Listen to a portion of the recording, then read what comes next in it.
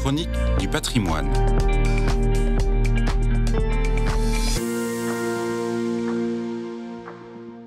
Bonjour, aujourd'hui nous allons parler de l'art des enclos paroissiaux.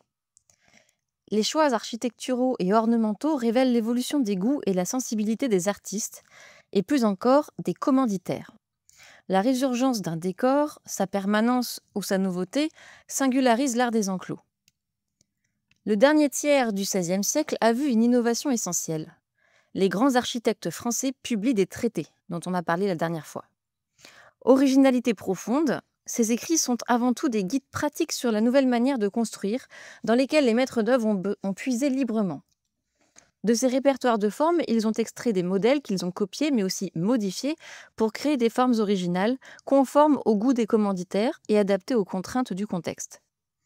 Le traité d'architecture fut ainsi un objet fondamental de transmission qui met à disposition un catalogue de détails et de règles facilement applicables localement. Au XVIe siècle, les maîtres d'œuvre connaissent donc, par le biais des livres ou des voyages, l'activité architecturale contemporaine en Île-de-France et en Val-de-Loire. Les artistes répondent à une commande formulée de façon précise par les fabriques paroissiales. Adeptes des nouveaux décors, celles-ci montrent parallèlement un attachement aux modèles médiévaux et conservent parfois jusqu'au milieu du XVIIe siècle certains détails et modes de construction gothiques, comme les chevets à nous multiples de l'atelier Beaumanoir par exemple. Et elles les incorporent aux modèles contemporains. Il y a donc une permanence, qui sont parfois une simple adaptation au matériel local, le granit, qui se prête mal à l'exécution de certains ornements.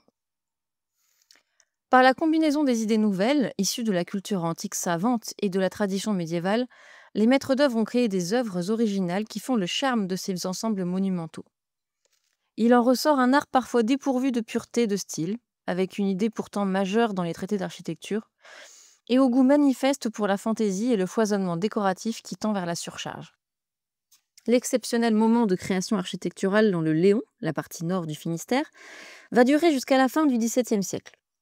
Cette architecture est l'exemple d'une expression artistique régionale avant l'uniformisation qui s'imposera à partir de la fin du XVIIe siècle.